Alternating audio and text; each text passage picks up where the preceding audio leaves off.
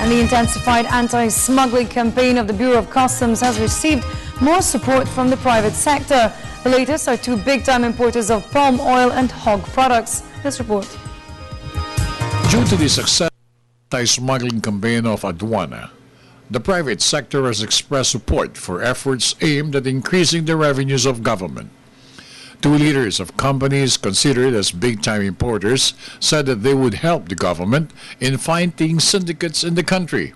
Jess Aranza and Ernesto Ordonez, who are involved in the importation of palm oil and hog products, stated the willingness to assist Aduana in its anti-smuggling drive. Yun lang dalawa, napaka-importante yun. Kung magawa lang natin yun, ay siguro mabawasan. Siguro mga 80% ng technical smuggling mababawasan yun. Ordonez suggested two ways to stop corruption of the country's ports. Inward foreign manifest, pwede ba bigyan niyo sa Department of Agriculture at DTI gusto rin nila, bigyan na rin ninyo. Ngayon, walang may alam kundi customs. Ikalawa, kung pwede po, dapat meron tayong komite, no, na tumitingin dito. Customs Deputy for Intelligence Danilo Lim thanked the private sector for their help.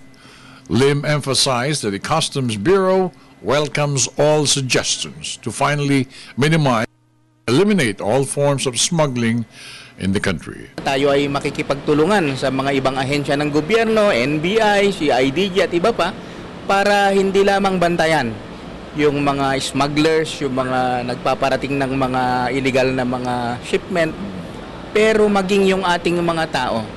Kahit na maging mga tao natin mismo yung mga yan, kung sila involved sa katiwalian, dapat lamang na we have to address this issue also. Recently, an Aduana official was arrested by authorities. For the People's Television, I'm Noel Perfecto.